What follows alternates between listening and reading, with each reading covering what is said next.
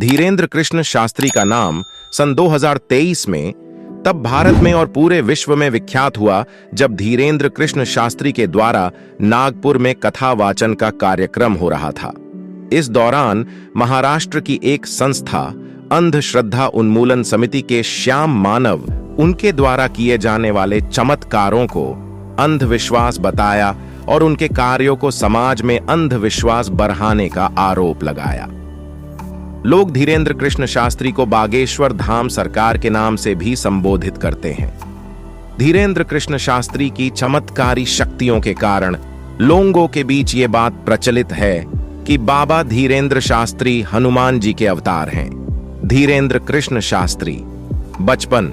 धीरेन्द्र कृष्ण शास्त्री का जन्म मध्य प्रदेश के जिले छतरपुर के ग्राम गरहा में 4 जुलाई 1936 में हिंदू सरयुपारीण ब्राह्मण परिवार में हुआ था। इनका गोत्र गर्ग है और ये सरयुपारीण ब्राह्मण है। धीरेन्द्र कृष्ण शास्त्री के पिता का नाम राम कृपाल गर्ग है व माता का नाम सरोज गर्ग है जो एक गृहिणी है। धीरेन्द्र कृष्ण शास्त्री के एक छोटा भाई भी है व एक छोटी बहन भी है। छोटे भाई का नाम शालिग्राम गर्ग है, वहीं इनकी छोटी बहन का नाम रीता गर्ग है। धीरेन्द्र कृष्ण शास्त्री के बाबा जी दादाजी का नाम भगवान दास गर्ग था। धीरेन्द्र कृष्ण शास्त्री का बचपन अत्यधिक अभावों और गरीबी में गुजरा। उन्होंने जीविकोपार्जन के लिए गली गली रामचरितमानस की चौपाइयों को सुनकर भिक्षा मांगकर जीवन व्यतीत किया।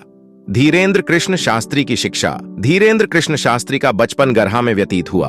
वह बचपन से ही अपने दादा भगवान दास गर्ग से प्रभावित थे। भगवान दास जब कथा वाचन करते थे तब धीरेन्द्र शास्त्री बहुत ध्यानपूर्वक सुनकर उन कथा को कंठस्थ कर लेते थे। तब उनकी उम्र मात्र 9 वर्ष थी। धीरेन्द्र शास्त्री ने आध्यात्मिक शिक्षा ग्रहण करने के लिए अपने दादा श्री से दीक्षा ग्रहण की। बाद में प्रारंभिक शिक्षा उन्होंने अपने गांव गरहा के सरकारी स्कूल में ही ग्रहण की। बाद में यहीं से 12वीं तक की शिक्षा ग्रहण की। उसके बाद BA छतरपुर से किया। धीरेन्द्र कृष्ण शास्त्री और बागेश्वर धाम। धीरेन्द्र शास्त्री वर्तमान में बागेश्वर धाम सरकार के मुखिया और पीठाधीश्वर हैं। वह इस दरबार के मुख्य प्रबंधक हैं। जैसा बताया जा चुका है कि बागेश्वर धाम मध्य प्रदेश के छतरपुर जिले के गरहा नामक गांव में स्थित है। इस स्थान पर ही धीरेन्द्र शास्त्री जी एक दिव्य दरबार का आयोजन करते हैं और इस दिव्य दरबार में देश के दूर दूर जगहों से लोग उपस्थित होते हैं जिनको कोई न कोई आर्थिक, सामाजिक, शारीरिक, मानसिक परेशानी है और पीड़ित लोग अपने कष्ट निवारण के लिए दिव्य दरबार में अपनी अर्जी लगाते हैं। धीरेन्द्र कृष्ण शास्त्री के अनुसार बागेश्वर धाम में हनुमान जी मूर्ति स्वयंभू है जिनकी पूजा का प्रारंभ करीब 300 साल पहले हुआ। इनके पूर्वजों ने मानव कल्याण के लिए बालाजी में दरबार की शुरुआत की थी। धीरेन्द्र कृष्ण शास्त्री की 3 पीढ़ियों से बागेश्वर धाम में दरबार लगाते आए हैं। अब अपने दादा के बाद पिताजी दरबार लगाते थे।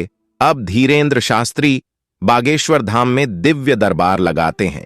बागेश्वर धाम में बालाजी हनुमान की मूर्ति विराजमान है और यही बागेश्वर धाम की चमत्कारी शक्ति प्रदाता है। क्योंकि धीरेन्द्र कृष्ण शास्त्री स्वयं कहते हैं कि वो एक साधारण मनुष्य ही हैं, पर जो भी चमत्कार लोगों को दिखता है वह बागेश्वर हनुमान जी की सिद्धियां हैं जो बागेश्वर धाम के पीठासीन होने के कारण उनके द्वारा प्रकट होती हैं। धीरेन्द्र कृष्ण शास्त्री की नेटवर्थ। धीरेन्द्र शास्त्री के पास अपनी निजी मोटरसाइकिल मात्र है। धीरेन्द्र शास्त्री की प्रतिदिन की कमाई 9,000 रुपए के करीब है। इस तरह करीब 3.5 लाख रुपया महीना व वार्षिक कमाई 40 लाख रुपया है। धीरेन्द्र शास्त्री जी के सेवा कार्य। धीरेन्द्र कृष्ण शास्त्री दान स्वरूप प्राप्त निधि के उपयोग से गरीब बेसहारा लड़कियों की वर्ष में एक बार विवाह समारोह का आयोजन करते हैं। अन्नपूर्णा रसोई में सदैव निःशुल्क भोजन और प्रसाद का वितरण होता रहता है। शास्त्री जी ने 9 एकड़ जमीन भी खरीदी है जिसमें एक कैंसर अस्पताल निर्माण की योजना है। धीरेन्द्र शास्त्री ने वैदिक अध्ययन केंद्र की स्थापना के लिए भी एक कदम बढ़ाया है जिसमें बच्चों को भारतीय संस्कृति और वेदों के अध्ययन कराया जाएगा। धीरेन्द्र कृष्ण शास्त्री के चमत्कार पर विवाद का जन्म। धीरेन्द्र कृष्ण शास्त्री अंतर्राष्ट्रीय मीडिया के नजरों में तब आए जब नागपुर की एक संस्था जिसका नाम है अखिल भारतीय अंधविश्वास निर्मूलन समिति। इस संस्था के अध्यक्ष का नाम श्याम मानव है। इन्होंने धीरेंद्र कृष्ण शास्त्री पर एक अपराध करने का आरोप लगाया। जब धीरेंद्र शास्त्री नागपुर में कथा वाचन कर रहे थे, श्याम मानव का आरोप था कि धीरेंद्र शास्त्री नागपुर में महाराष्ट्र सरकार द्वारा बनाए गए कानून, महाराष्ट्र अंधविश्वास और काला जादू उन्मूलन कानून का उल्लंघन किया है। इस आरोप के बदले में धीरेंद्र शास्त्री ने कहा कि कोई भी कानून का उल्लंघन नहीं हुआ। उन्होंने श्याम मानव को उनके दिव्य दरबार में उपस्थित होने का आमंत्रण भी दिया, पर श्याम मानव उनके दिव्य दरबार में उपस्थित ही नहीं हुए। बाद में महाराष्ट्र की पुलिस ने 25 जनवरी 2023 श्याम मानव द्वारा दी गई तहरीर के छानबीन के बाद धीरेंद्र शास्त्री को क्लीन चिट दे दी, यह कहकर कि धीरेंद्र शास्त्री जी ने महाराष्ट्र के कानून के उल्लंघन में श्याम मानव द्वारा पेश किए गए किसी भी साक्ष्य को सही नहीं पाया।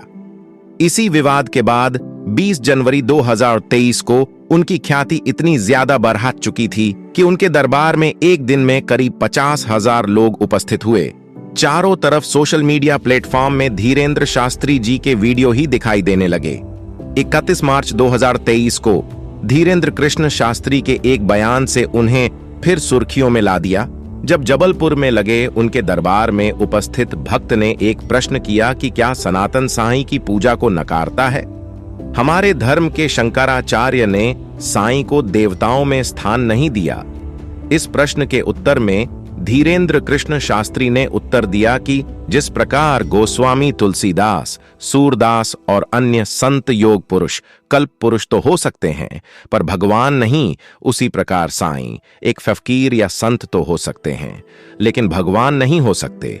उन्होंने कहा कि मेरे इस वाक्य में कंट्रोवर्सी हो सकती है, पर फिर भी कहना पड़ डिढेगा। उनका कहना था कि गीदा डाड के ऊपर शेर की खाल ओढ़ने से कोई शेर नहीं बन जाता। इस बात पर शिवसेना के नेता राहुल कनल ने उनके ऊपर FIR करवाने की बात कही।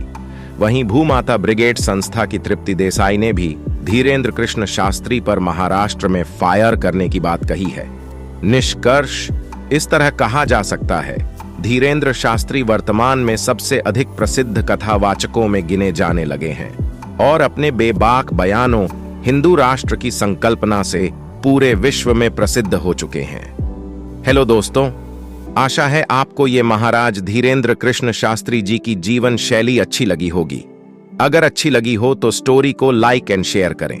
तो मिलते हैं एक ऐसी ही बायोग्राफी स्टोरी में नेक्स्ट स्टोरी वीडियो में। अगर आप इस चैनल पर नए हैं तो आप मेरे इस YouTube चैनल स्टोरी अड्डा बाय AP को सब्सक्राइब करें। Thanks for watching.